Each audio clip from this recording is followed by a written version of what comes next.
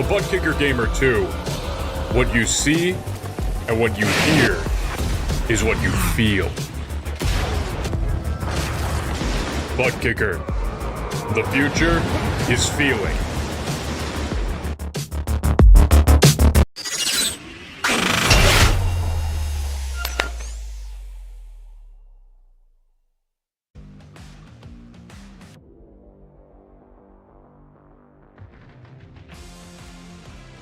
Homestead Miami Speedway is the site of the final race in the round of 12 for the PRL Cup Series season. I'm Dylan Coyle, joined alongside Derek Watson, and we're going to have a great time today bringing you this action in PRL Season 4.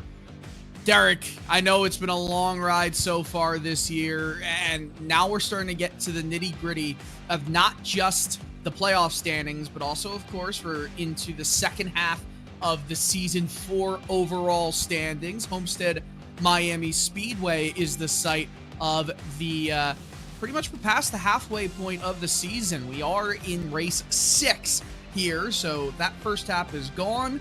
We know that the drop weeks have started to be calculated, and I gotta ask, are there any surprises so far? Well, there are a few surprises.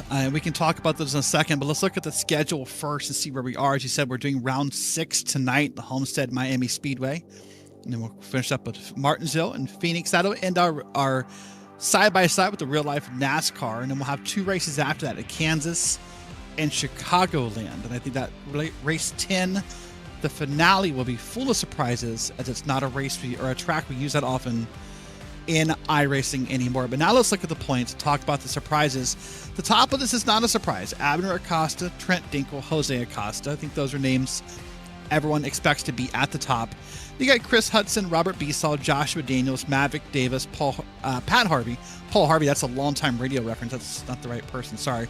Paul Bergoli and Lou Christian. So not that many surprises. I mean, we always see a new name pop up here or there in the PRL Cup Series. But I think the surprises, Dylan, is in the team points. Yeah, for sure. Private label team hype. No, I don't think there's any surprise there, but they have been dominating already halfway through this Season 4. Up a very substantial amount of points here. If my quick math is correct, I think it's 33 or 73 points it is. What do you think? There, please check my math. But it's a big We're advantage. commentators, we don't do math. This is true. But SGA Esports Pioneer has a commanding lead as well. I know that for sure is a 76-point advantage for them over the sister team, Ironman, SGE Esports Ironman. So other than that, the fight for the final podium spot is definitely heated up between Ironman and Prestige Worldwide. Everybody else kind of all still trying to fight and settle and string out and see what they've got. I know we can't really show it at the moment, but we do know the playoff standings is definitely something to keep in mind right now. Trent Dinkle, Abner Acosta, they'd already be in on points into the round of 8, but their wins in the past 2 weeks have put them into the round of 8 automatically. So it really comes down to which drivers are going to be able to make up a handful of points and maybe who wins the race. Chris Hudson currently holds a pretty commanding 34-point advantage over the cut line, and it goes down a little bit from there. Lou Christian is only +7. He sits in the 8th place spot. Robert Beasall Jr. is 7 points back. Everybody else behind Beasall Jr., 10th, 11th, 12th, and Eric Papanow, Richard Pruitt, and Jay McDonald, they're pretty much in you've got to win to make it scenarios here. So the big fight we're going to be seeing is if Beasall Jr. can overtake Christian, that 7-point disadvantage. Jose Acosta has an 18-point advantage in 7th place right now. So unless he has a disastrous race, Derek, he's pretty safe as well. I'd say so. But let's go ahead and take a moment, Dylan, and go to our sponsors, and then we can talk about qualifying. Advanced Sim Racing is owned and operated by passionate sim racers, and Advanced Sim Racing designs and builds the most durable and sturdiest aluminum profile racing simulation cockpits available in the market today. All PRL members also get a 5% discount on ASR products using the Precision 5 coupon code. Racebox Sim Racing. Racebox offers mid and high-end button boxes for sim racing enthusiasts, from the casual gamer up to the most meticulous sim racing driver. Competitively priced and carefully handcrafted, our button boxes are an enjoyable addition to any sim racing setup. Visit raceboxsimracing.com to get a 5% discount using the Precision 5 coupon code. The Butt Kicker. Butt Kicker products add incredible immersion and realism to every game.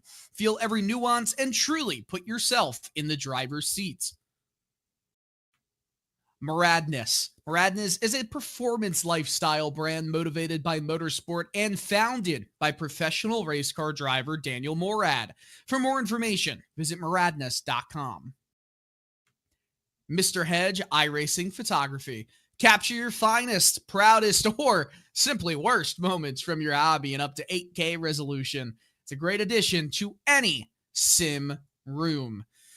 Qualifying is already done. We can go through the order. Trent Dinkle will get the bonus points. Not that he needs it for qualifying on the pole. Paul Brigoli is going to be starting alongside him on the outside of row one. What a season he has put for himself in the past couple of weeks. Pat Harvey will be in third with Federico Winterholder in fourth. Abner Acosta rounds out the top five. Some other notable names. Jose Acosta is starting in sixth. James O'Brien, seventh. Chris Hudson, 11th. Luke Christian, 12th. Eric Papanow, 13th. Those are some of the playoff drivers.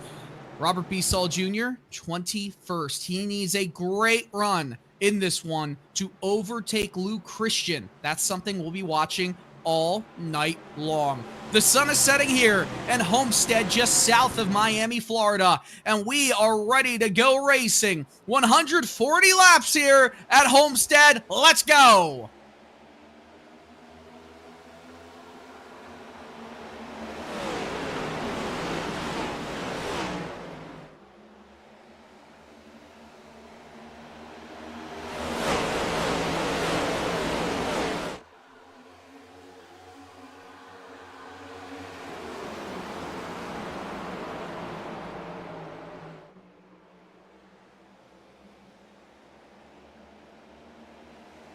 Trent Dinkle will round turn 4 with the advantage. He'll lead the first lap after getting pole position.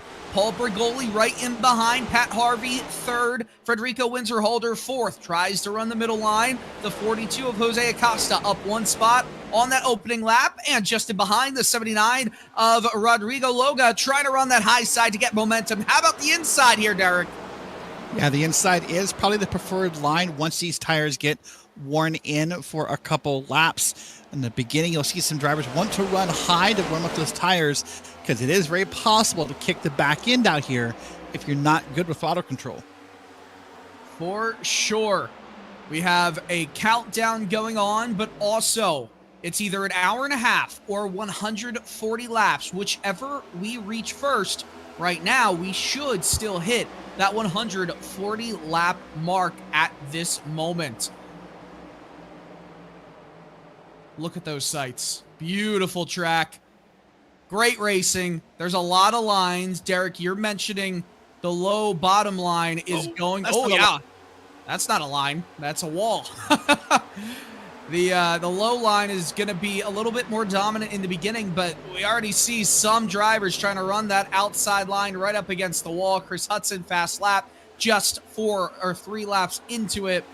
He's trying to make up some spots right now. Started the race in 11th and quickly moving forward. Yeah, moving forward indeed. But you're right. There can be multiple lines here. As I said, most drivers are going to probably prefer that bottom line. But when making a pass, typically the way to do it is to get up high, get around the car, and then maybe find your way back in line here. But the key to this race all day long will be throttle control and tire management. If you get too jumpy with this throttle in this corner, you will loop this car around. As I said earlier, we're watching Chris Hudson here, part of SGE Pioneer, and he seems to be preferring the high lane. I'm surprised, but I think you're going to see he's going to get passed pretty easily here by some cars down below him. Yeah, for sure. Look how blinding that light is going into turn 1. The sun sets right on the outside of 1 here, which can be a very visceral and blinding experience for the drivers. We take a look at the track conditions right now.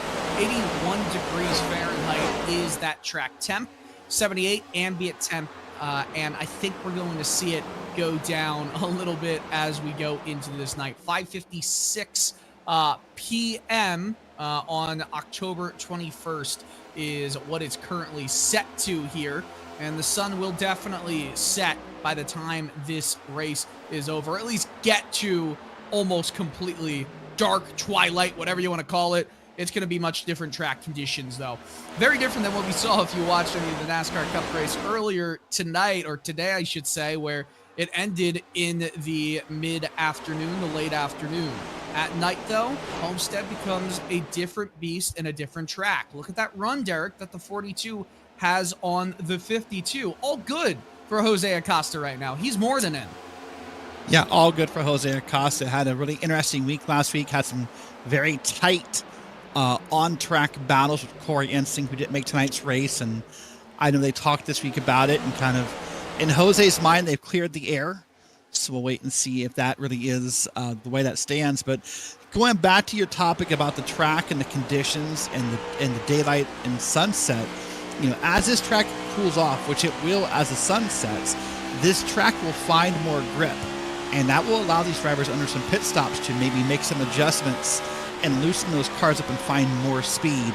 But if you loosen those cars up right now, I can guarantee you very few guys want those cars any looser than they are right now. Chris Hudson's just reclaimed the fastest lap.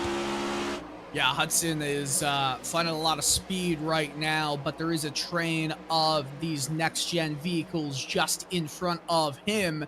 Everyone else still shuffling for positions. We were talking about any potential chaos that we would see in this race. Some people said 1 caution, some people said 2. I heard a 6 out there, which I think would make race control work overtime in this one. But so far, so good. 10 laps, well, short of 10 laps into this race.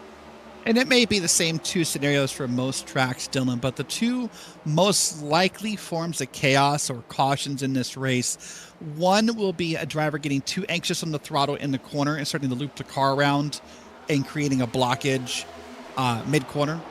The second one will be someone sliding up out of the corner and maybe putting someone else or themselves into a wall. Those were probably the 2 most likely candidates. But Homestead, despite looking like a draft class right now, if we get probably another 2 to 5 laps in here, this will continue to spread out. And the more spread out these cars are, the less and less likely the caution is to be. Jose Acosta, though, almost made contact there with the car on the outside. And that's an example how these cars can slide up and get loose in that moment. Yeah, quite easy to do that, right? Sometimes you don't want to throw the car down the inside the whole way, but this is very much a track where you can center in there, right? You can really get a good run and give the old slide job a try to make up some positions, but you do lose momentum on the exit of that set of corners as we still watch on with the 42 machine. There is one driver in the number 11 that is making some good progress, at least trying to on the high side, trying to see if it's a viable line. That's Tommy Brandon, started racing 15th, currently runs an 18th, but he is running almost right up against that wall. See that black and red car in the background right there? He is certainly trying to see if something's there. If there is, everybody else will follow. Excuse me. Yeah, if it works, someone else will try it out. So that's the good news about that moment. Speaking of things that are surprising, was a trend you were going on earlier in the beginning of this broadcast. Look up in P2, by the way. Paul Bergoli up in P2, literally pacing with and keeping right there with Trent Dinkle and Pat Harvey, who's up in P3, by the way. Pat had run some official races this week and was trying to get some practice in. But a couple of newer names up in the top 3 here running with Trent Dinkle. Yeah, Paul has never won a precision racing league event in his career, so he could definitely get one before the season ends. I think a lot of people would love to see it. Trent Dinkle, of course, to keep up with him, it is a hard thing to do. I do feel, though, and we've seen this from Trent a lot this season, he is a master at conserving those tires. I don't know if that's exactly what he's doing right now, because usually you'd see him drop back a few positions. He's able to control the field a little bit right here. Is everyone else just trying to pace along with him? Maybe so, but I mean, Paul Bergoli didn't mind. Paul Bergoli said, I'll take the lead and I'll lead some laps here at Homestead Miami Speedway, working lap 16 here. Oh, there's that car you talked about earlier, trying to make that outside work and trying to pull a Dale Jr., but not exactly. And riding that wall, maybe a little more aggressive than what Jr. was doing. But yeah, Trent right now could be biding his time, decided maybe it's just, not worth it. We'll wait and see here. But look at this back in the pack here. This is the 11 and others. That's Tommy Brandon, part of SSR Elite. Oh, hold on. There's a wreck right behind it. I just saw that car go around. That's your first caution of the night, Dylan Coyle. Oh, man, that's Matthew Campbell, who completely lost it on his own and was collected in a big wreck out of turn 4. Race over for Campbell, most likely. I don't believe anyone else took a tow, so we'll get the replay up in just a few moments. First caution of the race. Yellow flag comes out on lap 17. A time to reset. Here's the replay. You see Campbell right below Tommy Brandon trying to make that outside work. Just loses on the inside, and then boom! That's a huge hit. It's a 3-car incident. Car in behind. Oh, man, that's a massive hit. Yeah, it's Jay McDonald. He hits there. It was on the outside wall. And that's a common trend here at Homestead with the way this progressive banking works, which we'll talk about in a bit, is that when that car snaps, you try to save it, and it literally just snaps from one way to the other. It's very vicious in how it happens. It'll literally snap back around to the right. Watch this here. He's going to get it loose to the left and try to save it. And the moment you grab that wheel, that's what happens to you right there. It just goes back up that way. There's nothing you can do. And not only that, Derek Watson, but Jay McDonald needed to win tonight to make it into the round of 8. He came into this one minus 73 to the cutoff, that 8th place. He's still riding, or he was trying to ride around, but he took a tow. That's race over for him. You can put it on the board that he's done for this playoff race, but there is still this season to go, and you can still drop a race from this season. Everyone. Well, that's... Oh, I'm so sorry. Everyone's coming down pits, I was going to say. No, that's okay. You're right. I mean, a drop is available, but right now McDonald's still sitting on pit road and trying to get some repairs done. He did drive it in, so we'll wait and see here. But here's live pit stops. You see Trent Dinkle up front, but there's some cars passing on by. That was Chris Hudson who beat him off pit road. I'm going to guess before looking that was a 2-tire pit stop. Now, if that's a 2-tire, it was a 2-tire pit stop, and I'll be honest, I only would ever call a 2-tire pit stop if we're late in the race and there's a call to be made with a 2-tire pit stop. What you do in that situation, the left side tires do not get the same amount of, I guess you could say, brutality put on them throughout the course of a left turning oval race. In NASCAR, all of the weight, all the balance is put against the right side tires. It heats up more, it wears more. That's just how it goes. If you take one of those right side tires away, it's not like you pretty much just use that whole setup. So yes, the left sides probably aren't that bad right now, but I don't know. That's still like a 4-tire stop, but you made up some spots. I'm curious to see how he'll run from here. This is purely an experiment, though. This is an experiment to find out what happens if you need to do it later. The worst that happens for Chris Hudson is that it doesn't work and he falls back into the 10 to 15 running order where he was before this caution.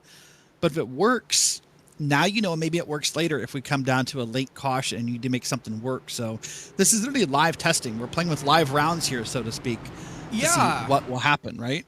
And if there's any time to do it, it is earlier in the race, right? So I don't feel like it's a horrible decision. It's not one that he can't bounce back from if it doesn't go well.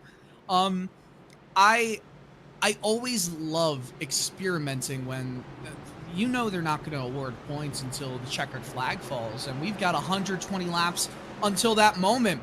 If there's any time to test, it's right now, not with a restart with 20 laps to go, where you just don't know if a move will work. We'll see if it works. He'll be restarting from the top. Richard Pruitt also restarting alongside him. I don't think he took any fuel. Paul Bergoli will be behind Hudson on the inside. Control car is Hudson. Green flag in the air. Back going here again, and they're stacking up on the outside. Great jump for Hudson. Yep, great jump for Hudson. And on the outside for Pruitt, not as successful. Pruitt's going to start to fall back here. He did not get the jump. He's already 3 wide. See back there, right there on your screen. But he's fallen back. Just really the momentum, I think, is his problem, not the tires. He just didn't get moving. And really, honestly, starting second place seems to be the hardest skill to learn in iRacing. There are many people who fail at that task or do not like doing it. Well, he was running fairly similar lap times throughout most of his race so far. This is not helping his cause to his decision, and he could go a lap down. If this is a long green flag run, he would most likely be the first to, on track, go a lap down, because he is dropping like a rock. Still middle 3 wide, in the wall again outside of turn 4. Decision gone horribly, horribly wrong. But you know who's going right so well? It's Mr. Hudson. Yeah, Chris Hudson is doing well and is still leading this race with Paul Bergoli behind him. So we'll wait and see. Now, remember, for these races, or for this race, pardon me, specifically, what will probably happen is your tires are going to become uncomfortable well before you run out of gas here. Tire wear and tire management is such a key thing here. You can go roughly 45 to 50 laps here on a tank of fuel. So yeah, absolutely. Now, if your tires last that long, that's a different question. And to be honest, with these next gens having a bit of a different, a bit of a larger capacity for fuel and mileage, just kind of built into the frame of this car, you can probably go 90 or so miles easily, especially on a 1.5 mile track. Given that, I mean, that's a 60 lap run. So you probably can get through this race with, if there's another caution, maybe, well, at this point, yeah, just one more pit stop is necessary to get to the end of this race. It would be tight for some, for sure, but nonetheless, a lot of fun as the 42 and the 23 both fighting hard right now. Jose Acosta and Chad Kibbe going at it. Kibbe looking for the run. Will the 52 of Windsor go down the inside to make it 3 wide? You saw him have a head fake right there, but he decided to get back in line. Maybe not the smartest move to take it that way early in a run, Derek. Maybe not. The funny thing about watching Jose Acosta race is he and I talked before the race, and he told me about, he's ran a bunch of official races at Homestead Miami this week in the A Opens and A Fixed. Said he's had a hard time with, avoiding calamity that wasn't his fault. He kind of wanted to maybe think about laying back. He had some hard time with damage or incident points in this week, but right now there's no sign of him laying back. He is all over the back bumper of Chad Kibbe right now. Yeah, great job going on right there, and more drivers are starting to build up speed. One of them trying to make a move for the lead. Paul Bergoli back in front, makes the move on the 43 machine, and he was able to hold it down to the bottom to impede Hudson's progress ever so slightly. Hudson had a decent run coming out of the corner, but he got a little bit loose on exit, couldn't apply the power down as much as he wanted to. Paul Bergoli, fastest lap, and to the lead. Now, for some drivers here, Derek, knowing who gets the fastest lap in this race could be of marginal importance. It is part of the bonus point structure in this series, which follows the 1 point for every position roll, from first getting 42 points all the way down to, if we had 42 drivers, getting 1 point. It's just a 1 point drop. The race winner also gets an additional 5 points. So you win the race, you get 47 points, and then you get a lap led if you win the race, 48 points. You know how that all goes. But not only are bonus points given for the race winner, a 5, but lap sled gets 1.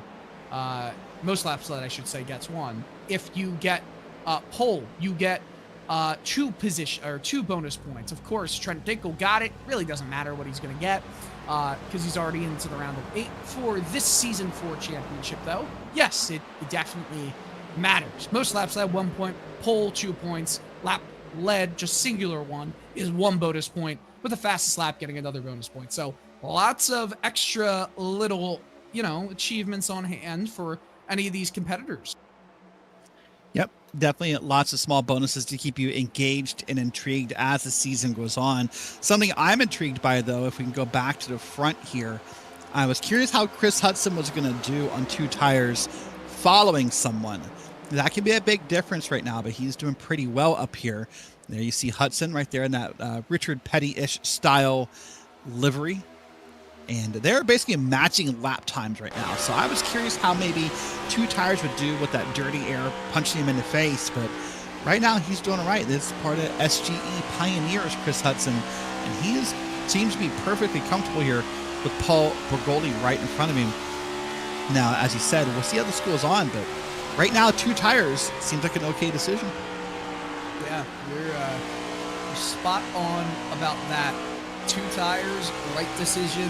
The tires did not wear enough on the left side to make 17, 20 laps that big of a deal. That might give others confidence, if a situation comes where they could do the same, to make that call later in the race with maybe a final pit stop that is currently not scheduled, but is because of a caution, as we see Windsor Holder having a few issues in back. Look at that, a little chop on the nose Trent Dinkel gave to Chad Kibbe. Dinkel still running 4th place. That's where he was on the restart. Is this him conserving energy and tires as the 42 makes a move down the inside? I don't think so. I think he's really looking at this. Of course, Dinkel had an amazing week last week and won a race finally in season 4. Or won another race, I should say, in season 4, and another race this year.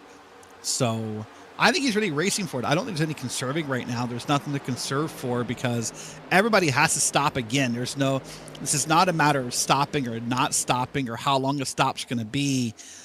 I mean, the gas will dictate everyone's going to be down on pit road for as long as possible.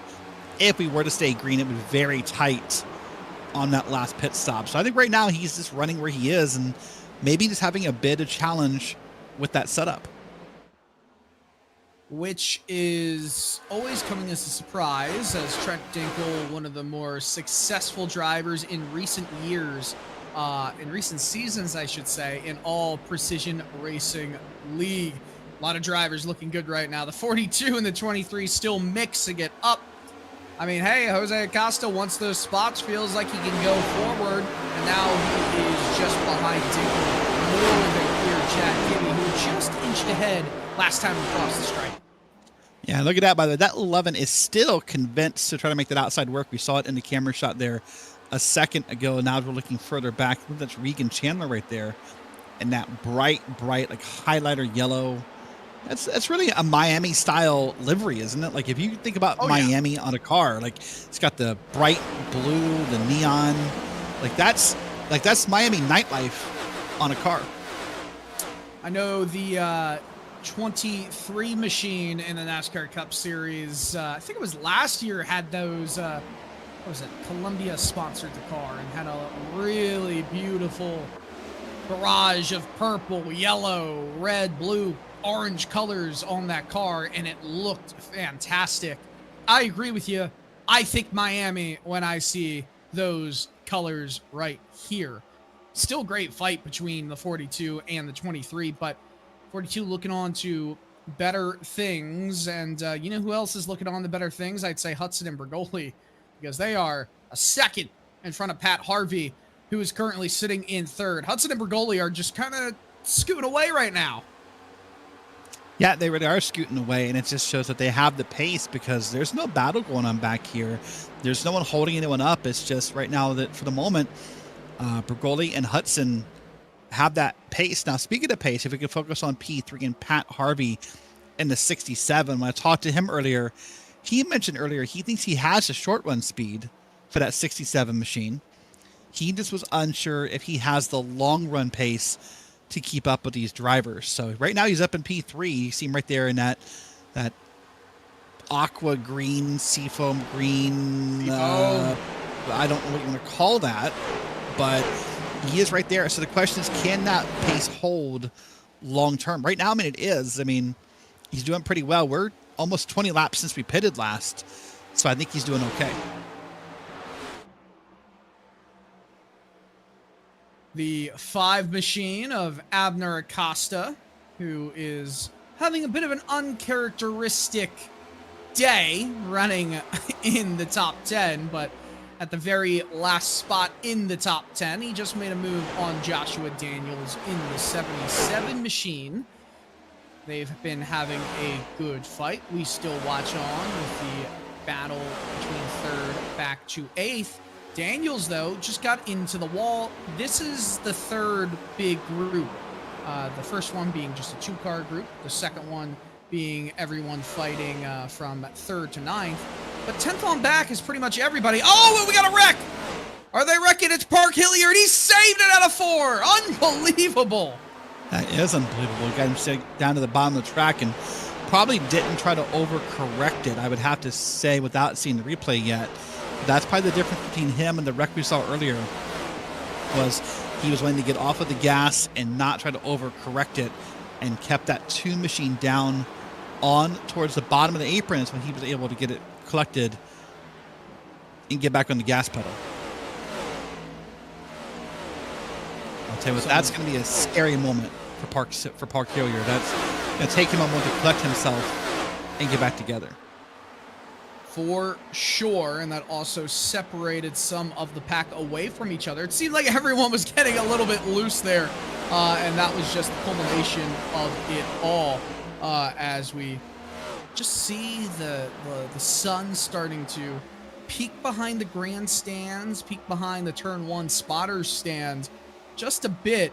We ride on the replay as this of Hilliard's moment, because did he get any help from the 3? No, he lost it on his own, and then the 3 did help out a little bit, but hey, if you're moving quick, you just keep moving, you know. Yeah, but look at that. The 2 things he did is I thought he did. One, he didn't try to snap it back around. He let it kind of work itself through, right? It was great, and it looked like he also got off the gas a little bit. That's one of the key things when you start to lose that car, is to get off of the gas. That sounds so weird to say. Counterintuitive is a good word, right? It sounds so counterintuitive, but that's the first key to saving the car, is getting off the gas and stop revving it so hard. It's so true, because if you keep revving it, and think about it this way, these cars are set up a little bit of camber, a little bit of toe, which basically changes the geometry of these front tires. They're kind of moved to the left a little bit on oval, so it's just easier to get the car turned, and maybe they're angled a specific way to help the car turn a little bit more, but it makes it, I guess you could say, a bit more on edge, right? In a moment like this. Well, that's Regan Chandler. Oh, Regan Chandler. When you're trying to get that car from a banked part of the track and transitioning back into more of a flatter part of the track, you might be a little bit uneasy, unbalanced. You keep the foot in the throttle, which... If you ever race yourself on iRacing, and Derek, you I would think know this too, you kind of put the throttle into it to have some slip angle, where the tires are making most contact, but they're slipping to the left a little bit to help with turn-in, and the higher you're rotating those tires, the faster it's going, the more it's going to kind of slip and be pointed to the left with your car's geometry. It helps the car go faster. It gives it that loose feeling. And it also just, in general, makes it a bit more difficult to control. You go faster, but it's harder to control. And obviously, you keep doing that when you're already kind of losing it. You're going to keep moving to the left. You're going to try and snap it back to the outside wall. Just letting it coast is the smart thing to do. Let it recollect itself. Yep, that can be the smart thing to do. We're seeing a great battle here with Regan Chandler now on the outside. We now have cars passing him down below since he opened up the door here. You know, this is actually like the third or fourth different iteration of Homestead Miami Speedway. When this track opened back in 1996, this was basically a miniature Indianapolis Motor Speedway. It was a rectangle, very flat, and it didn't race well. So first they tried to widen the corners. Then they turned into a flat oval, so instead of a flat rectangle. And then finally in 2003, now we got the version we have now with this progressive banking. You know, the thing about the banking, you talk about how much it progresses. Do you know in the corners it only changes 2 degrees? That is such a small number, but when you're racing it, that feels massive as far as how much it changes. It goes from 18 degrees on the start of the corners to 20 degrees in the middle, and then back around to 18. And that banking changing, that's what causes the cars to snap around, is that it's not the same banking all the way through like you do at like a Texas or a Californian Auto Club or a Kansas. When the banking changes, it's hard to predict how to hold onto the car. 100%. And think about it this way. If you've ever seen a car spin out when trying to kind of, straddle the apron on the front stretch in the tri-oval of, say, Kansas Speedway or Las Vegas Motor Speedway, and you try to have the left sides on the apron, the right sides on the track, that's not going to work. It's unbalanced there. So that's more of an extreme example. If it's a smaller 2-degree example, it's still going to have that effect, and it still can rear its ugly head in the perfect spot. But yeah, what an interesting turn of events. We see Chris Hudson's perspective. Oh, you see him almost lose it right there. He got it recollected with a quick snap of the steering wheel. It's always fun to see different setups, and he's got a lot of cameras set up. He's got one in the back, and one, of course, our point of view, one on the main monitor in the middle. He's got a setup right here. He does. This is a beautiful sim room. It's one of my personal favorites. And watching him get through the corner, look how little, look how little that wheel's moving. He must feel comfortable in the setup he has. A little snap right there, but that's to be expected out of the corner at Homestead. But this 2-tire experiment, by the way, has proven to be a success. We're now about 30 laps in, and yeah, he's not leading anymore. But compare P2 to where he was before the caution, this is purely a success. Now, every series is different with how they allow drivers to set up the car and everything, but even in a fixed setup series, is the 15 of Maverick Davis is really, really charging through this field right now. A little bit more than he should. Gets the foot off the throttle and gets it down low. Aggressive, as always, moving to the front as per usual, but can he finish the deal, finish the job? That's always been the question with Maverick. I'll get back to him in a moment. When we're talking about, fixed setups or open setups, doesn't matter which, you can change the steering pinion it is in the next gen cars. Used to just be steering ratio in the NASCAR Xfinity Series and NASCAR Truck Series cars. And that kind of changes how extreme your turning is. If you turn the wheel a little bit to the left, will it turn the wheels more or less? Here, drivers can adjust it with the pinion, which is a little bit more confusing than the, the ratio. But nonetheless, look at this. Trying to ride up high is Windsor Holder, falling back a number of spots since the start of this race, struggling a little bit. Yep, struggling a little bit indeed. Now, these are open setups, so drivers get to make lots of changes, but even in a fixed setup, which there are those races available in iRacing, the other thing you can always change is your brake bias. You can change where the weight distributes to the car when you're pressing on the brakes. Now, this track doesn't get a lot of brake usage. Maybe you'll pump the brakes just a smidgen to help turn the car for the start of the corner. But where that weight distributes to the front or back of the car and how it feels can really help determine how much you rotate into the corner as time goes on. Look at this. Trent Dinkle, though, has caught Chris Hudson here, and he has gotten by Pat Harvey, by the way. And he's just about to get around Chris Hudson. This will put him up to P2, probably into this corner here. He'll make the pass. Yeah, just sends it down the inside, and he'll have no problem clearing Hudson here. More than enough to get the move done. Is Trent Dinkle saving? I'd say if he was before, the answer is an emphatic no at this point. But 67 of Pat Harvey is currently running in P4, but he has his sights on the struggling Chris Hudson at this point. Remember, Hudson, his right side tires are only 30, or I should say 40 laps old, with around 36, 37 laps of green flag running on them, but his left sides are 57 laps old. I think that's what we're starting to see become an issue for him right now. Not a big one, but an issue nonetheless.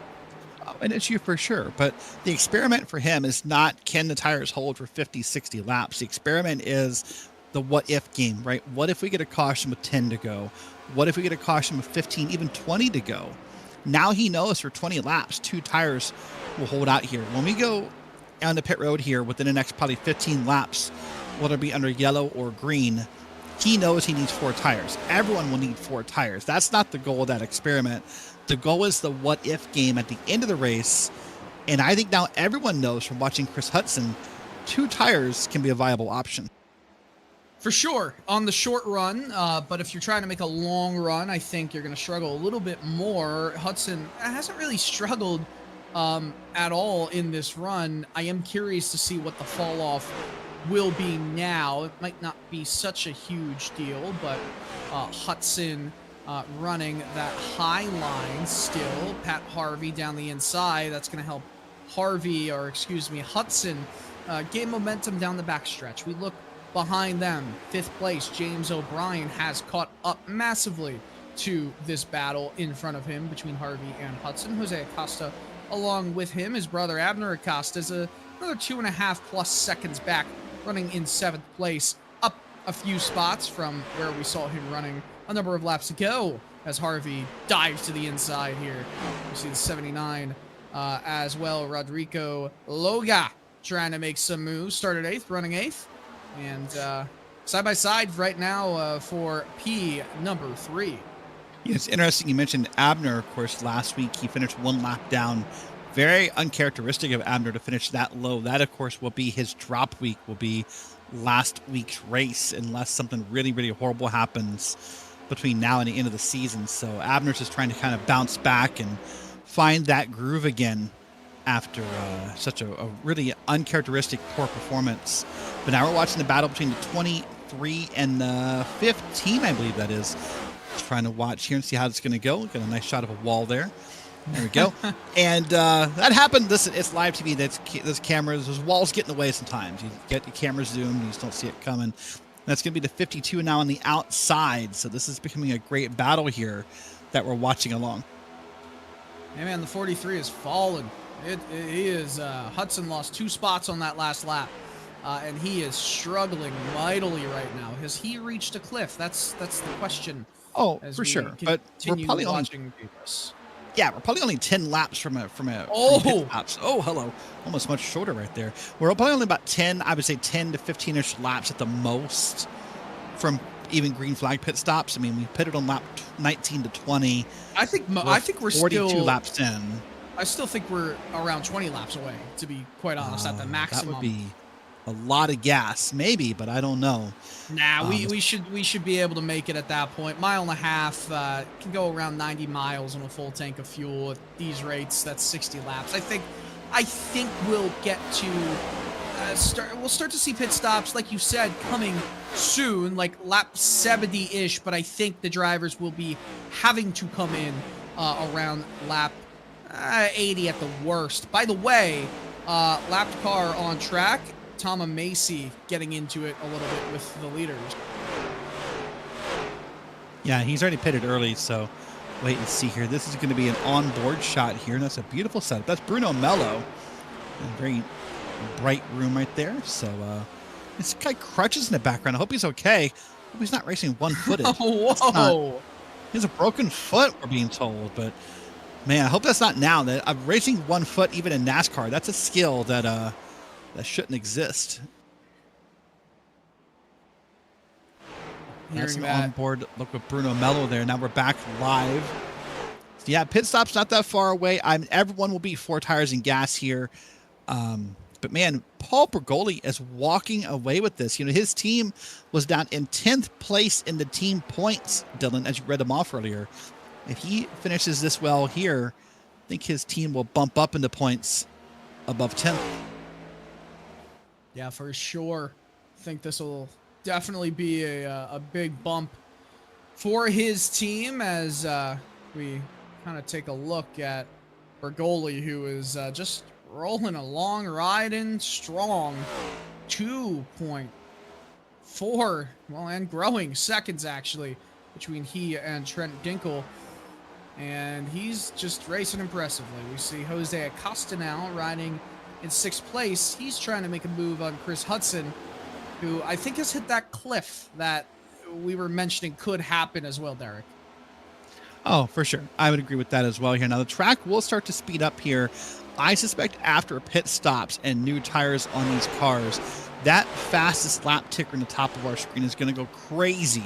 The track has gotten darker, which means it's cooled off, means faster laps by default, and new tires. So right now, the last I looked, it's Richard Pruitt who has the fastest lap. But I suspect that when this goes around after the pit stops here, that's going to change a lot. And then we'll see the more grip in the track. I bet we'll see some more aggressive passes here starting about lap 80, 85. Yeah, I think so too, for sure here, as the temperatures haven't really changed too much, but the nighttime is coming. The sun has definitely gone behind the grandstands, and goodness, that could be that could be a game changer for some of these drivers if their driving styles are more to that aspect of this race. So interesting moments happening here. The 77, Joshua Daniels in a hornet's nest, a battle between multiple drivers. Maverick Davis got really loose on the outside of 4. He's trying to ride that high line, splits the middle groove, and comes up into the 52's line. That's going to hurt Davis's overall speed. Try not to put it into the wall. Yeah, they're racing pretty hard right here. And you're right. That's the goal, is not to get up into the wall and, slow yourself down at all. But it's a great battle that's happening here. And that's Daniels on the bottom. He's going to pass by the 15 here, that race spot car. And I think he's going to clear it and slide job it up this time and be ready to finish that pass. Yeah, Davis is, I think he's struggling a little bit. He pushed really hard with these tires and is not necessarily running that well right now. He's just trying to ride and coast. If these drivers can make it around 60 laps, that would have been the perfect timing for when we went back to green flag racing, because we went back to green flag racing around lap 20, lap 21, I should say. That makes it, I'd say, 120 laps, pretty on point to get to the end of this race. Could we see a potential fuel race if 60 laps is stretching it for some of these guys? Because that would make it only one pit stop in the middle of the last final green flag stint of the race. Of course, that's if it stays green the whole way. That's right. And, one of the things to talk about here is how difficult pit road entry is going to be under green. Now, you see that access road in 3 and 4. The drivers are not required to use that. But let me tell you, getting this car load up here will be a challenge. This is Trent Dinkle, by the way, coming off of his victory last week, riding P2, and now even he's moved up now, riding that wall, trying to conserve some tires, I bet, and is just riding pretty comfortably here. As you ride along, as Dylan said, the sun has set, no more glare. That would have been a problem about a half hour ago. In fact, you can see the lights are on, so we're ready to go night. Oh, there's a little bit of glare right there, but I guarantee you that's better than what it was probably 20 minutes ago. I'd say that you take that glare no matter what compared to what it was before. What a beautiful racetrack in a very lively area of this country.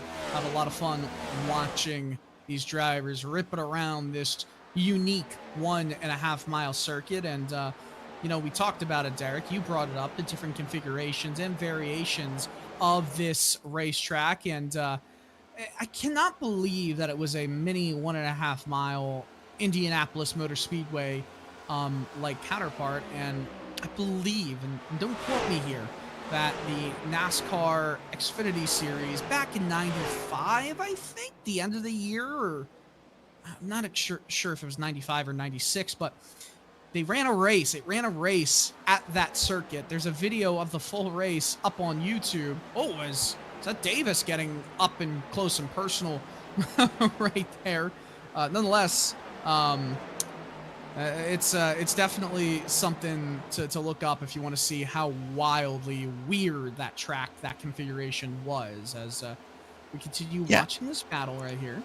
And the hardest part about the configuration was it was shorter than Indianapolis, so you really couldn't carry the speeds into the corners, and the banking of the corners was a little different, so you really couldn't carry the speed through the corners either.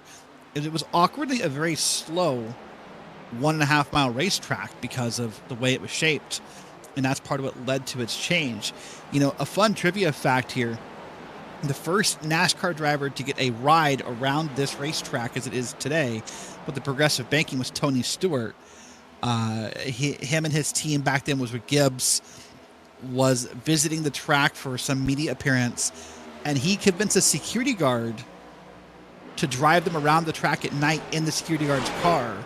And that was his first experience on the track. He was the first NASCAR driver to see what the track looked like in this configuration.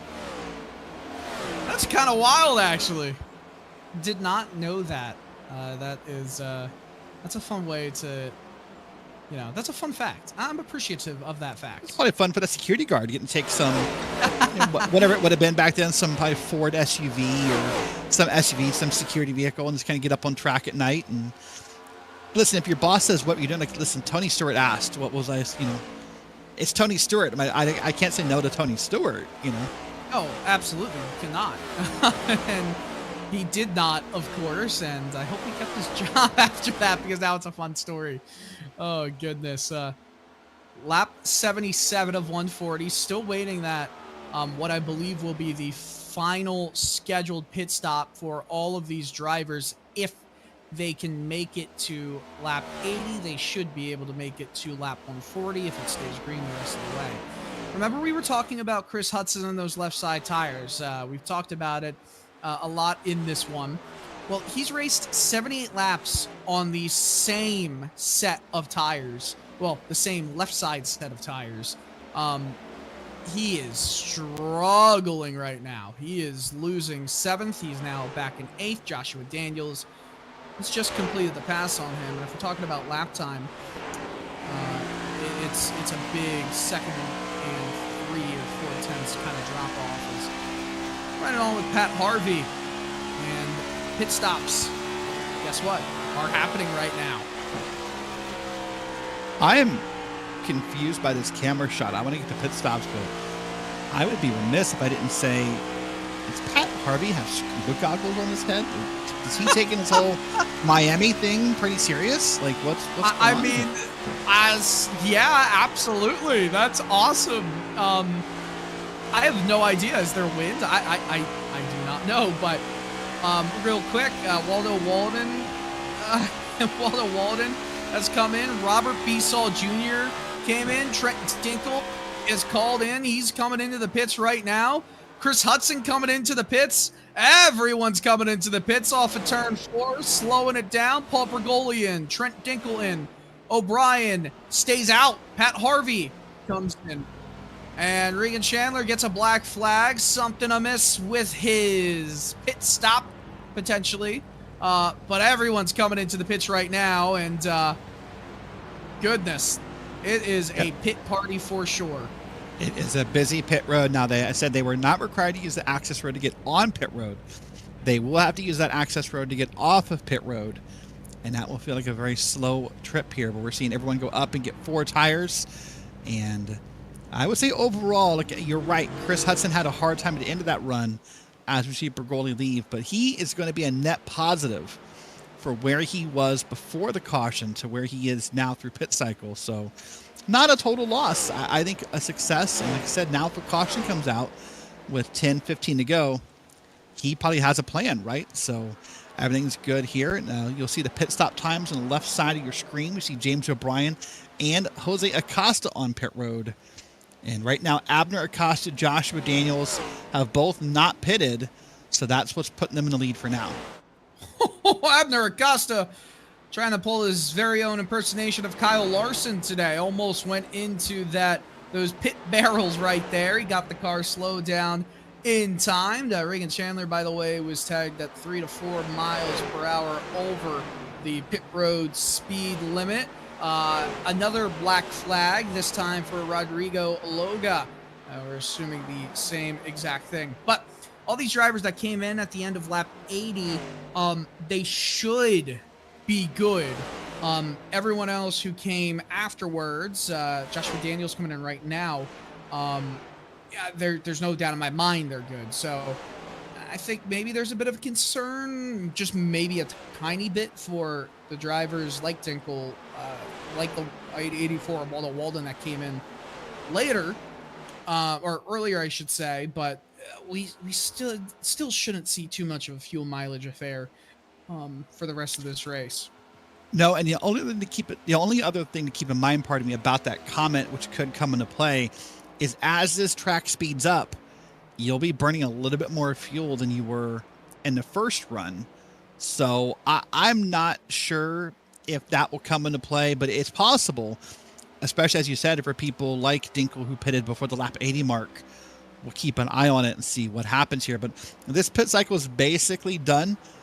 Bruno Mello, Jose Medina, Tristan Callahan, they're the ones who really are going to be comfortable with their gas because they've still not pitted yet. But right now, that'll basically put Dinkel back in the lead, by the way, once this cycle's done. He's ahead of Pat Harvey and... No, I'm sorry. I take that back. Paul Bergoli's still ahead of them. I'm sorry. I missed that name. But Bergoli will come back around to the lead once these three guys pit.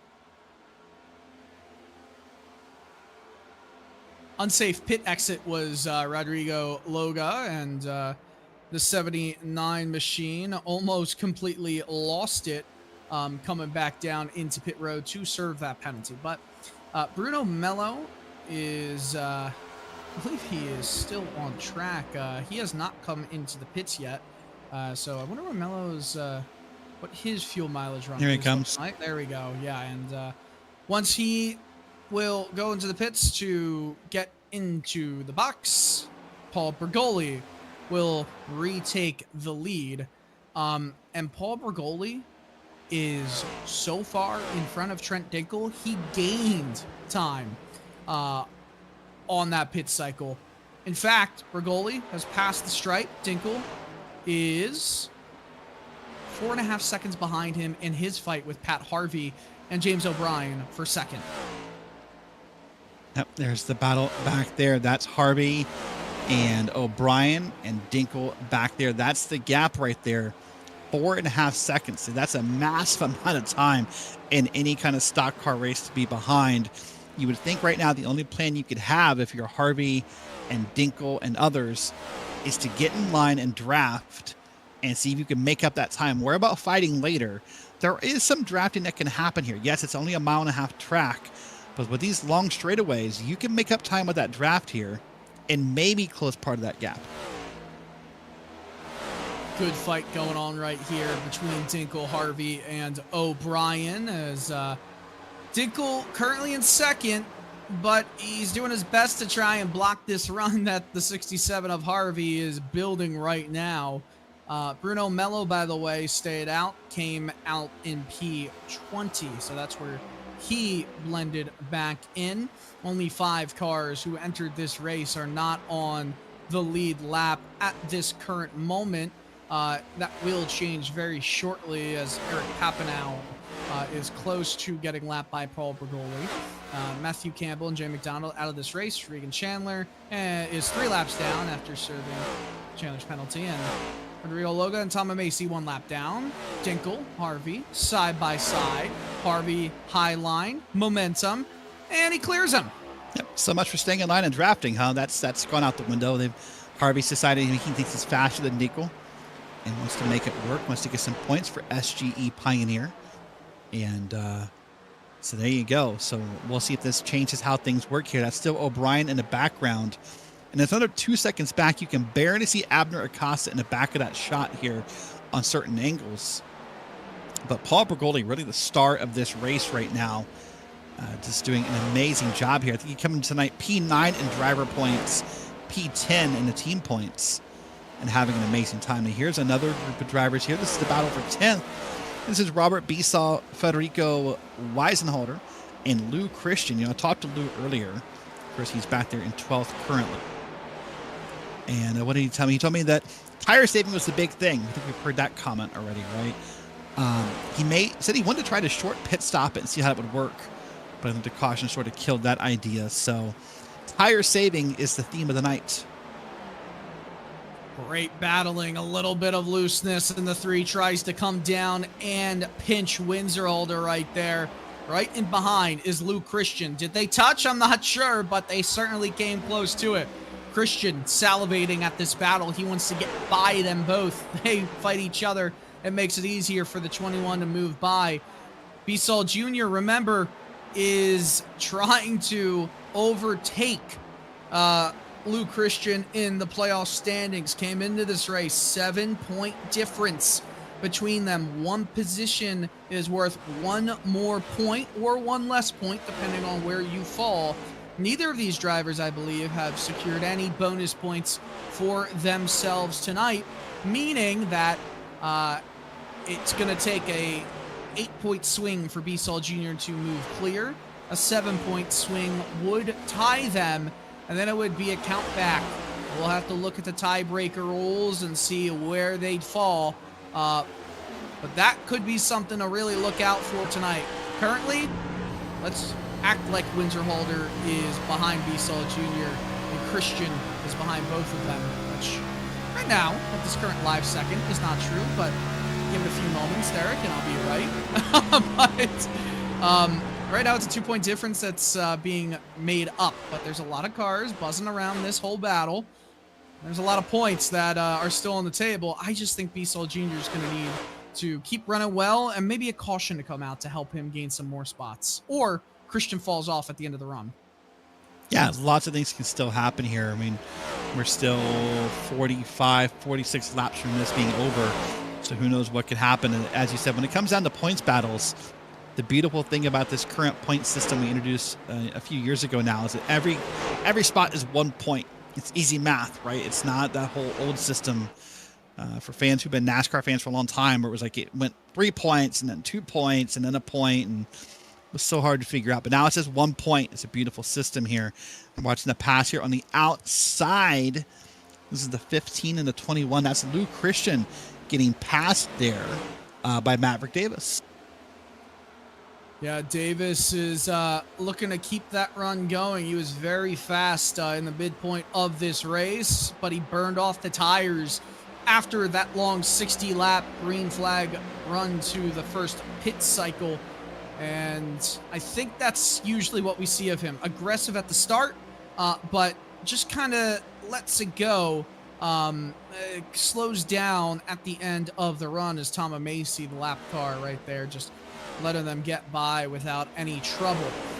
Luke Christian falls back to Davis. Davis is about to pass Bisol Jr. down the inside, hanging on one, packs some air on his left rear. Is that going to help Christian maybe send it down the inside of Bisol Jr.? You saw he tried. Yeah, definitely trying.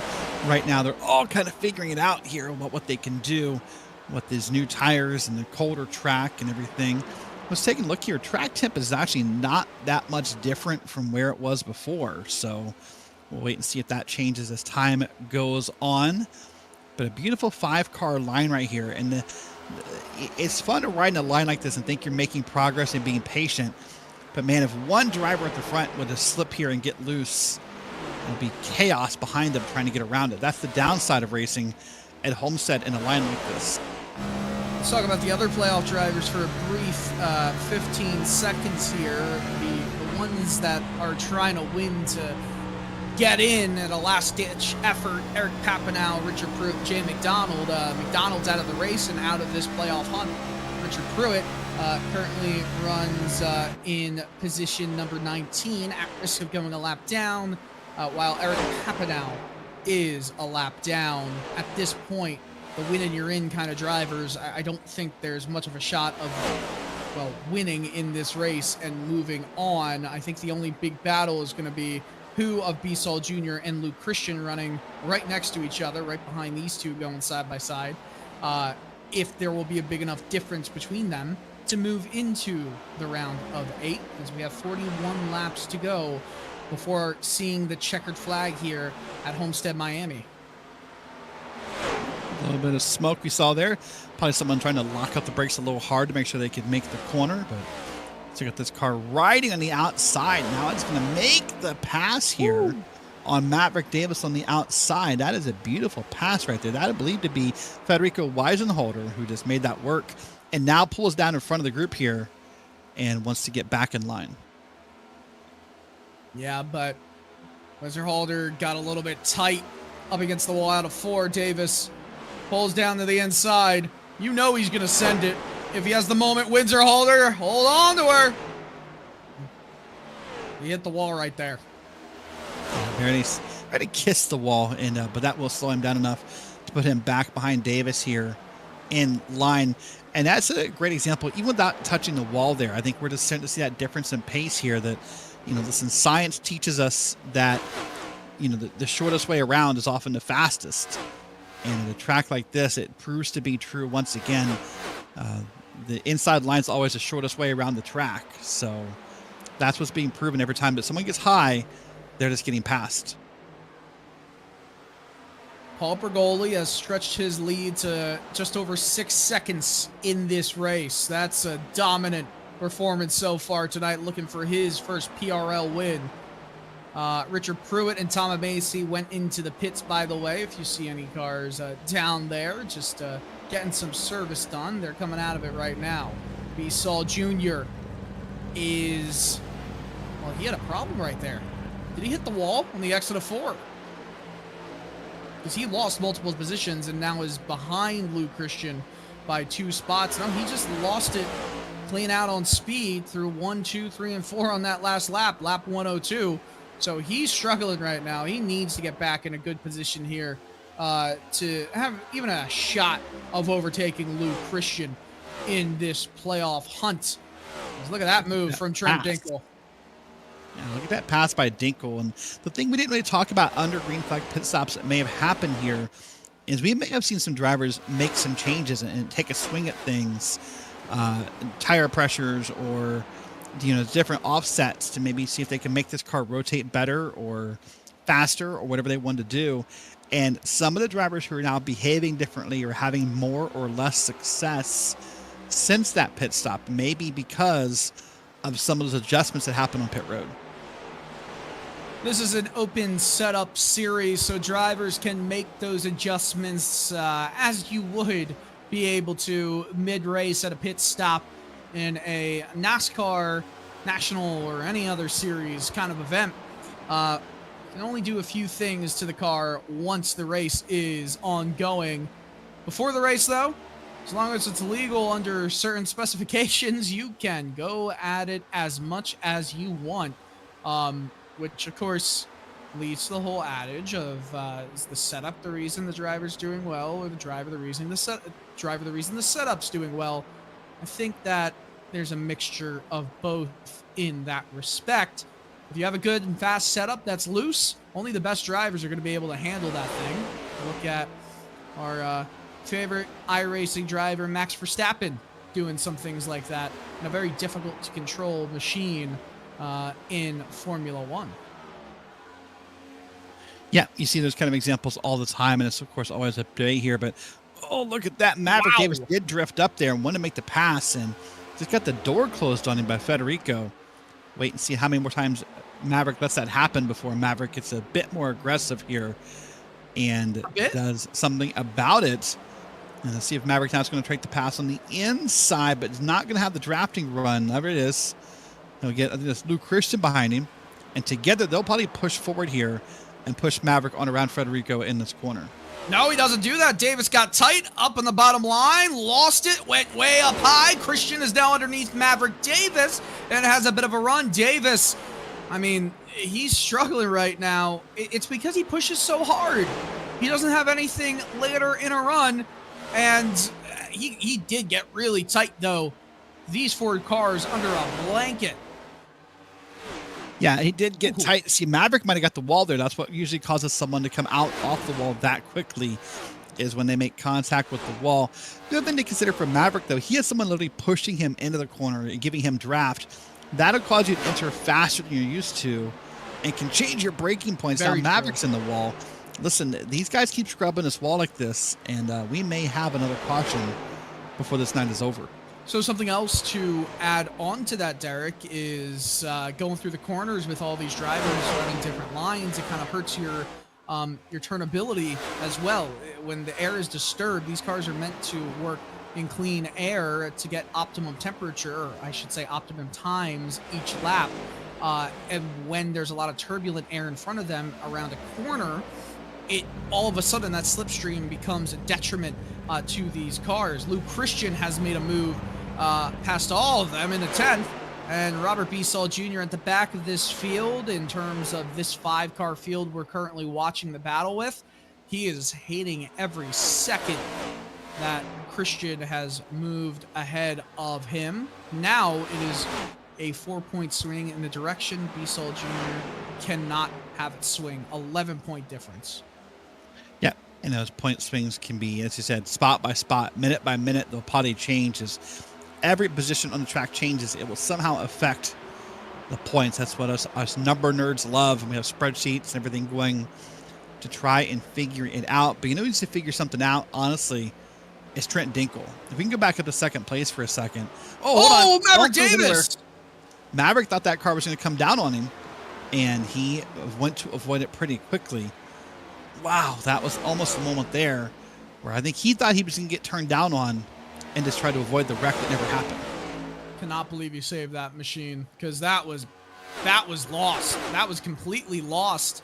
Yeah, he just kept drifting up, and then he realized it a little bit too late and tried to move it down to the left, and goodness me, that could have been disastrous for him. Chad Kibbe running that outside wall has some speed here on Windsor Halder, and he'll make the move and chop down the front nose of Windsor Halder and then move up the track.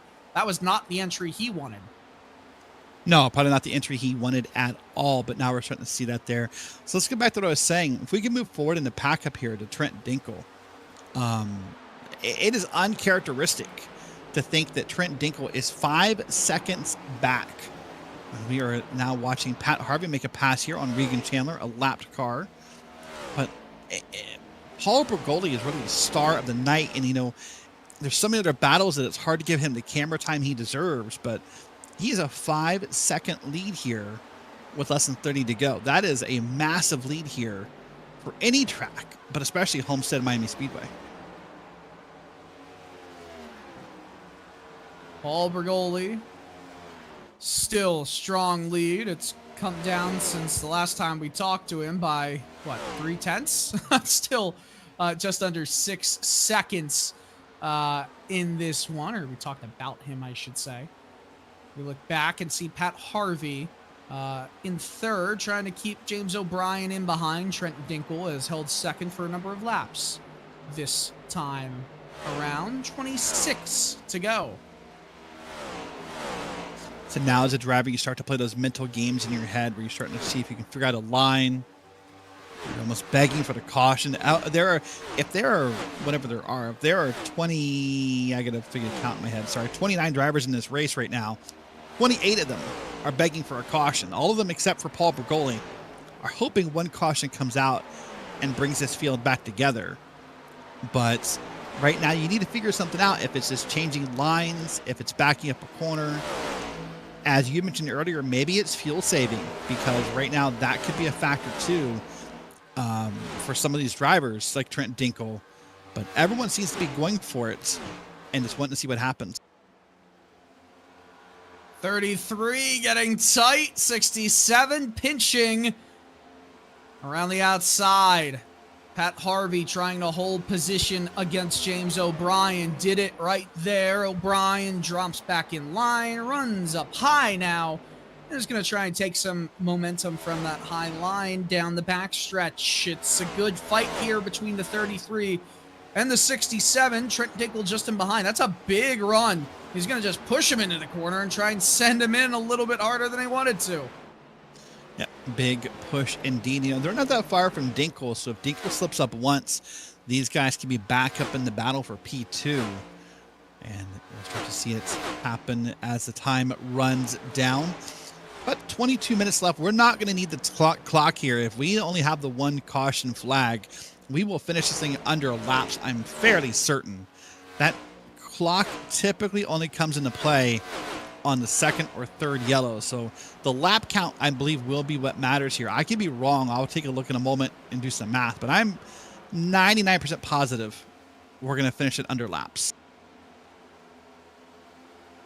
Okay. 140 laps. We should. We're doing 34-second laps, and we only have 22 at this point to 22, go. so roughly 11 minutes. Yeah, we'll make it. We'll make it easily.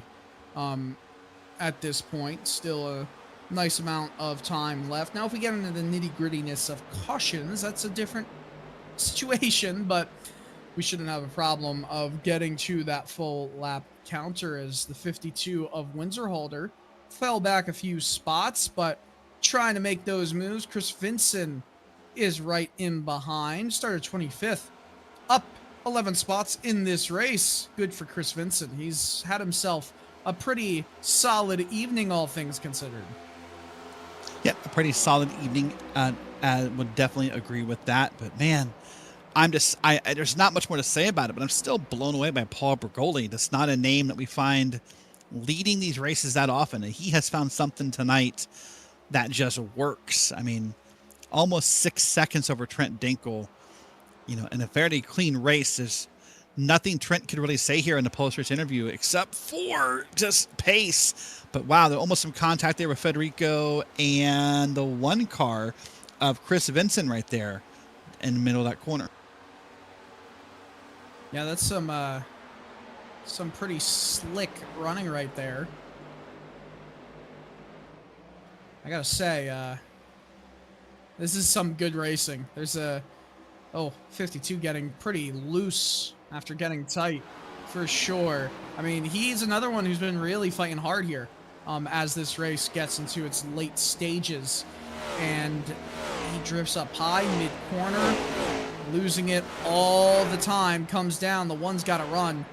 I mean, Vincent should make the move here. Yeah, I think it's just a matter of probably he pushed really hard in the start of this run and burnt those tires off. It's not hard to do. You know, we talk about tire saving as if it's an easy task, but it's really not. You can burn up a set of tires just by pushing too hard, by passing lots of cars, by really not even realizing you're doing it at first. And so once you burn off the tires, though, you know you burnt them off because it just feels impossible to get out of a corner usually. The 52 might drift up here in the next corner or two. And, yeah, he'll get back in line there, but you know, we talk about tire saving as if it's this easy task, Dylan, but it's quite the challenge. Just a tad. It's one thing to get to the rear of some drivers. It's another to pass as we follow those drivers who have had that saying that I just said ringing in their ears for the entirety of the last 45 laps as Pat Harvey continues to run in third, Trent Dinkel in second, O'Brien, Abner Acosta round out your top five. Jose Acosta has fallen back a little bit past behind those runners in this field. So the top five are ahead of the rest of the field, but number one in particular is just unbelievably ahead of the field here. Bergoli is just on another planet, in another universe, another zip code. There are different scales, but hey, it gets the point across. He's been so good tonight. Yeah, just so good here, and we're just watching along. The laps are ticking down here, and you're right. The sun's mostly come down. I wasn't sure how far into the nighttime we were going to get, but as you can see, based upon the sky and everything, we're not going to get pitch black, I don't think, but definitely fairly dark is where we're going to finish up here. And we're looking through the battles here, and look at the ticker on the left side of your screen. Really, the closest battles, I think, is still back there, 10th, 11th, and 12th. That's Lou Christian, Chad Kibbe, and Robert Besaw. That's probably the closest battle. But right here, Pat Harvey is still trying to run down Trent Dinkle. And Dinkle is falling. I guess actually they're gaining on Paul Bergoli. I thought they were going backwards. I couldn't count for a second. Now I'm wondering if Paul Bergoli is lifting a little bit to try and save something. Potentially. And Bergoli has given himself a large advantage here to kind of play with, and Dinkle and the rest are engrossed in their own fight right now. Dinkle running that high line. It's not usually what we've seen from him so far in this race.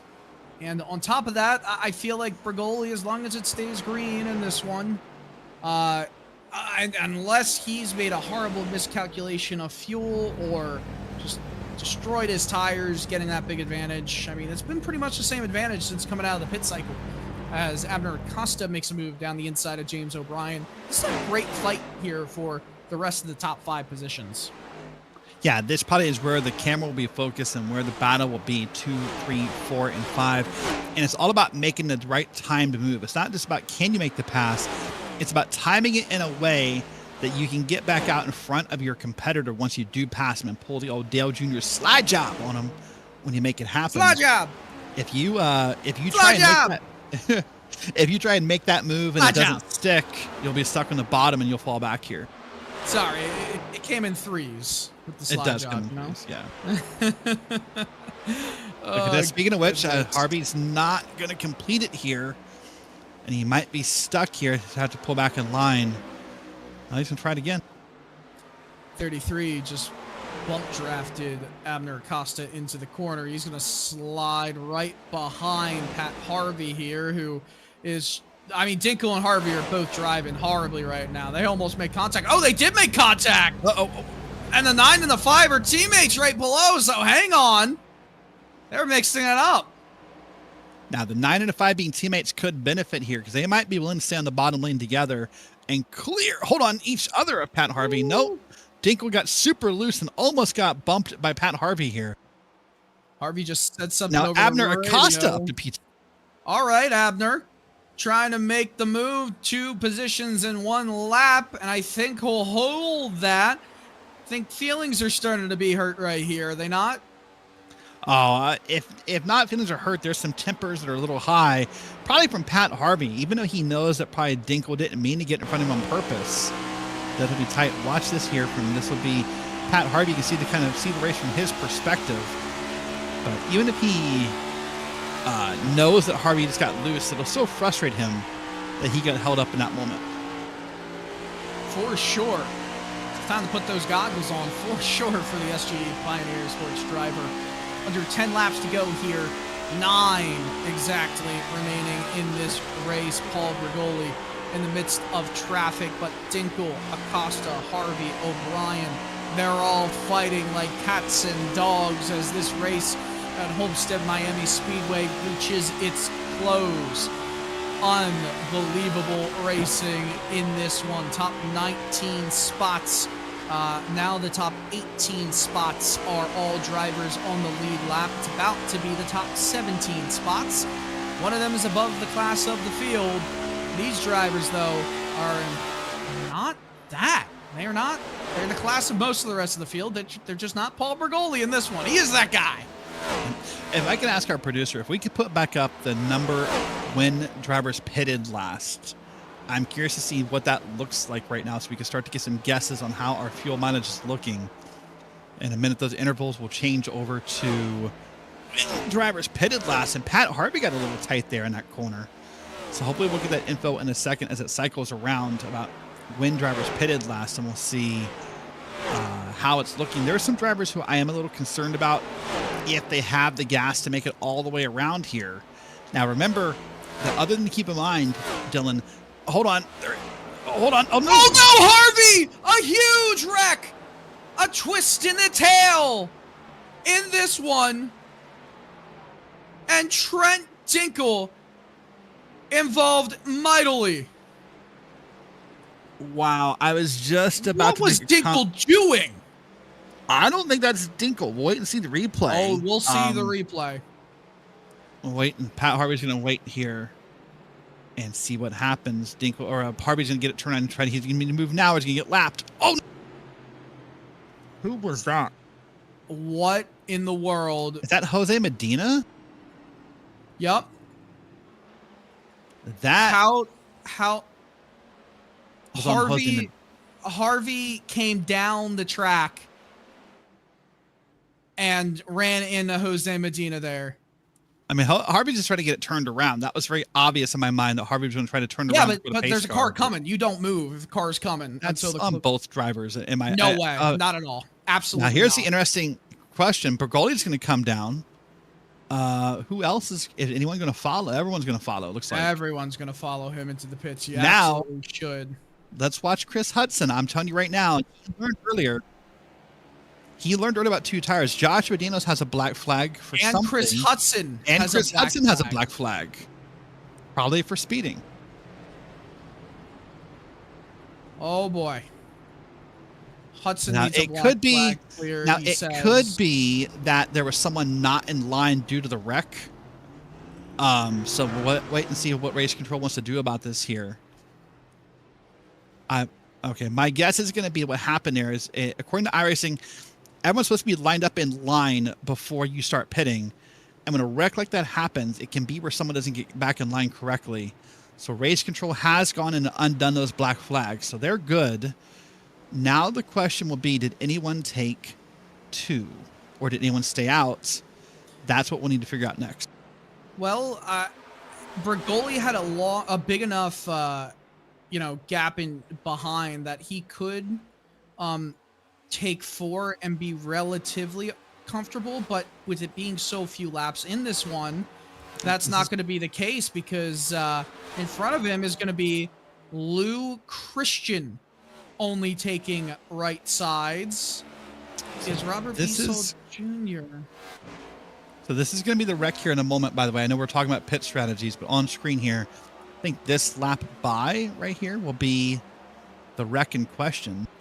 Harvey giving Dinkle a bit of a shove into the corner, but look at this. Dinkle just turns him. Unbelievable. No, he absolutely turned him. No question there. He leaned on him, left rear. He had so much space, and he turns him there. And then Pat Harvey has to, if you are a driver who sees other drivers getting by, it is on you to safely rejoin. Harvey moved below and hit Jose Medina, who was trying to fly by, and caused that incident to Jose Medina. So Harvey, for what it's worth, Medina has already apologized to Harvey for the contact there the second time. Wasn't Medina's fault. So it wasn't Medina's fault. But Medina definitely did apologize. So now I was about to say, weirdly enough, we were just about to that point in this race where a caution would end the race. There is no overtime. There's no green white checker. There's no other fancy term you want to use in the PRL Cup Series. We run the advertised distance of the race here. So I struggle to use the word luckily, but luckily the caution happened when it did, so we can go green again. Because it's very possible, had that caution happened 1 or 2 laps later, we'd be done. Lights are off, and Dylan Coyle, we are going to get an unintentional green white checker. And Lou Christian will lead this race back to green. Unbelievable turn of events here. Paul Bergoli going to start on the outside. Will Christian fall like a rock? Robert Bissell Jr., by the way, is in 15th on fresh tires, and he needs to be 7 positions in front of Lou Christian before this race ends. Actually, now at least 8, because Christian has officially led a lap and gotten bonus points. So that plays into it as well. It's going to need to be an 8th position at least swing here. And listen, I love this by Luke Christian, because what you're hoping for if you're Luke Christian is either the car works well and you lead these 2 laps. Listen, if a quick yellow comes out, we're done. And he wins. No, where was he before versus where he could be? This is purely a risk versus reward type of scenario. But Dylan, here we go. I'll let you call the green. Controversial way to get to an unintentional green-white checkered. Paul Bergoli's led it the whole way, but he's going to have to fight here at the end with Lou Christian to win it at the end of it all. Green's back in the air. They dive into turn 1. 2 laps to go in this one. Lou Christian, slow as can be, down the inside. Bergoli's got the speed. He's going down to make the move. They're all loose. The top 3. Caution's out! Christian's going to win this one. I'm positive it's Lou Christian. Lou Christian, by the skin of his teeth, is going to most likely win this race. There it is. I told you. Risk versus reward. It pays off sometimes. And that's what you got to do to make things happen around here. Wow. And Maverick Davis is at this moment, we're hearing the cause of the caution. Bergoli, that's a heartbreaking way to not win this race. Just unbelievable moments here happening in this one. And that's it. White flag is out. We're done. This is it. We are done. Let's watch what happens. This is going to be, that's Chris Hudson. There's the 21. And I think we're trying to find the wreck here. Yeah, here's the replay about it. Try and see exactly what's happening. He's just going to get loose on the outside all by himself. And right here. And Bergoli is so upset over the radio. That's it. Paul Bergoli just heard it's over. We're done. We are, yeah, Bergoli's just confirming with race control, but Lou Christian is your winner. Bergoli he said that's the race, ? He had no idea that this would end in this way. Everyone's saying it was a green-white checkered. Well, technically, no, it wasn't. It was just going back to there's no green-white checker in PRL Cup. Lou Christian, with the gutsiest call of his life to win this one in unbelievable fashion. This is his second ever PRL win. His second ever Cup Series win in the PRL. And with back seasons, won last season as well. With that win, by the way, he clinched his spot into the round of 8. He didn't need to win it, but he did. Unreal. Bissell Jr. is, as far as I'm aware, out of the playoffs. Well, Luke Christian now gets to take that moment here, let out some air, just breathe for a second, and burn it down here at Homestead Miami Speedway, because you are the winner of this race. Lou Christian, and here's the replay of what happened here to Maverick Davis. Just got loose on his own. Took just pushing a little too hard on new tires. Big hit to Daniels, Bissell Jr. involved, cars coming through. Wow. That is a shocker. Unbelievable. I don't think any of us saw this coming. But it all started with the mess with Trent Dinkle and Pat Harvey. And I don't think either of those will claim any responsibility for their part in it. And Christian's the winner. So we'll get the final results up in just a brief moment. What a wild end to this race. It's another replay. Just getting on Lou Christian. So the results of this race, Lou Christian gets the win. Paul Bergoli in second. Abner Acosta third. James O'Brien fourth. Jose Acosta in fifth. Hudson, Kibbe, Hilliard, Walden, Windsor-Halder, your top 10. Callahan, Loga, Bissell Jr., Daniels, Papineau. Here we go with the results. Your top 15. We move down to see the rest of the top 20 in just a moment's time, with Windsor Holder rounding out the top 10. You got 16th Mike Witt, Bruno Mello, Chris Vincent all on the lead lap. Tommy Brandon finishes in 19th, a lap down, with Richard Pruitt in 20th. 21st, Maverick Davis 2 laps down. Macy, Chandler, Dinkle 6 laps down. Medina, Harvey 6 laps down. Easterday, McDonald and Campbell out early on in this race. Fastest lap set by the number 15 car on lap 84 with a 32.771 for Maverick Davis. And that is your 29 car grid. Time for interviews, and let's talk to Lou Christian before we go to Paul Bergoli. And I'll take Lou, and goodness, Lou Christian, just your emotions right now winning that race.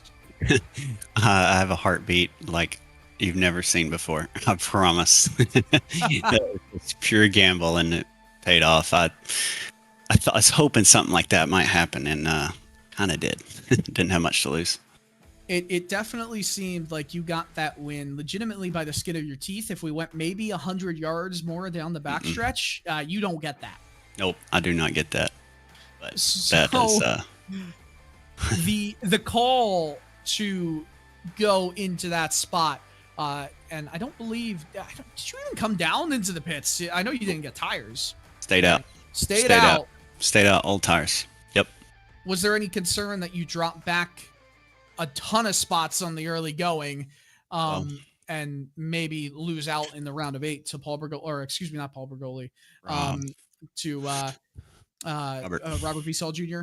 Yeah. So I saw Rob stayed out, and then I was like, well, we'll be all right, because if we go down together. And then he pitted, so he pitted like a lap late, so he was starting in the back. So it's kind of just a gamble to hope he didn't come up and pass me. I think I had a little bit of a buffer, 5-10 points or something. But oh man, I thought, if I stay out, I can cool my tires off to take 1 and 2 quick enough where I don't get just ran over. I was just held the low line with those cooler tires. And yeah, if it would have went another lap, for sure I was going to go back, but green white checker saved me. Well, you got the win here going forward the rest of the season, and of course in the playoffs. I mean, now you've got the win. You're in the round of 8. You feel like you can take this momentum, maybe get to Chicagoland? I hope so. Yeah, these last 2 or 3 tracks haven't been my big cup of tea, but yeah, Martinsville's always fun. A little beating and banging there, and Phoenix should be some good tracks there. All right. Well, congratulations, Lou, on the win. You're surprised, as I feel like everybody else is. Yep. Awesome time for you, bud. It's a gamble. We'll take it. We're not in Vegas. We're in Miami, but that's all right. It sometimes feels like both party cities. Best of luck in the round of 8. All right. Thank you.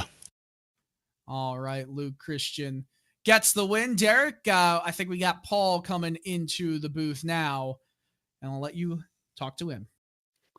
Paul Bergoli, what a long night. What a night, honestly, that you dominated for a long time in that number 12 machine. First off, before we talk about the ending, let's talk about the race itself. What do you think led to your success tonight of dominating by 5 or 6 seconds at some points? Oh man, I don't know. A few things. Well, the Ryko performance really gave me a piece that put me above the rest of the field. But it's not an easy track. It's not like it was an easy drive. You got to stay focused the entire time. One slip here or there, that's your tires, and then that's your race. But So now let's talk about the obvious. The caution comes out with a few laps to go. A wreck between Dinkle and Harvey. And was there ever a thought in your mind of staying out, or were you just convinced the whole time you had to pit? I mean, there's always the thought to stay out, and I'm surprised more people didn't. But yeah, I don't know. It's a 50-50 shot on that one. I'm not mad about it. Lou made a great decision, and he's a playoff driver, so if I had to lose, I'd take that way, I suppose. And I mean, and honestly, you came maybe I know 100 yards, 100 feet That was just so close for you. Well, great job tonight. Really a dominant performance, and I suspect this will bump you up the points, both in driver and team standing. So great job tonight. Yeah, it was fun. I love this track. It was a good field. Too bad the caution came out and ended like it did, but we had a good time. All right. Well, listen, we'll see you next week, and have a good night. Yes, sir. Y'all too. All right. That's Paul Bergoli, finished second tonight in that number 12 machine. And last but not least on the podium, Abner Acosta. Abner, you had a great run there, great fight with the top five. I'm curious to hear your perspective, what you saw from that wreck near the end of the race. Oh, I think I was ahead of them, so I didn't really see it. But I know seems like we all had like the same speed for a long time, and I guess at the end maybe I saved more tires than them. But yeah, I know they were all over each other. But yeah, I didn't get to see it, so don't really know what happened. Well, it seemed like you absolutely saved what you had until the end there. Did you feel like you had anything if you were maybe kind of up front in the run earlier? I know there was only that lap 20 caution, or restart, I should say, before we got the caution at the end. If you restarted a little bit higher up, you feel like you had anything for Paul Bergoli, who ran up front most of the night? Maybe. I mean, I didn't really. I just got back like an hour before the race from a trip, so I didn't really. I was just trying to figure out the track. So I did lose a lot of time at the beginning. I went back to like 10th or 11th, and I caught up, but it was just too late. But I don't know that I had anything from Bergoli. It sucks that it ended like that for him because he was definitely dominating. But yeah, who knows? Well, Abner, going into the round of 8, you were already clinched your way there with the win. It feels like between you and Trent, this is going to be a wild season 4 and a wild playoffs. Is there one you're trying to get more as we go into the run to Chicagoland? I think I just need to get more seat time, and yeah, no, it's gonna be tough. Trent's really fast, and whoever else gets in, again, I feel like, with the playoff format, anybody can win. So, I guess it's all gonna come down to the last race, how many, sets, practice time. So, I really think anybody, not just me and Trent, whoever are the other two, anybody can win. Well, Abner, thanks for your time and best of luck going forward next week. That'll be an interesting one at Martinsville. Sure. Thank you, guys. Have a good night. Abner Acosta finishing in P3. Derek, a wild end to a night that had some amazing racing. Succinctly tell me what you think about it.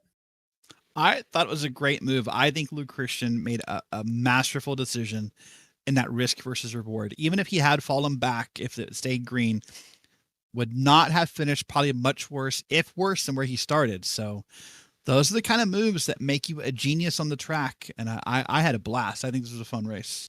Yeah, he stole that win and he knew it. If we had a little bit more down the back stretch, he is not the winner of that one. But like you said, risk versus reward, it played out perfectly for him. He put himself in the spot to take advantage of it. Next week, next Sunday, Martinsville Speedway, same time, same start, same day. It's going to be a lot of fun to see what these drivers do in the opener of the round of 8 here in PRL competition, the first of the final 4 races in season 4. But what a night. Luke Christian at Homestead Miami Speedway gets the win, pulls a rabbit out of the hat. Paul Bergoli led most of the laps, but he didn't lead the all-important final one. A good show here tonight. From Homestead Miami Speedway and RaceSpotTV, Derek Watson alongside me. I'm Dylan Coyle. We wish you a pleasant good evening, good night, and good racing.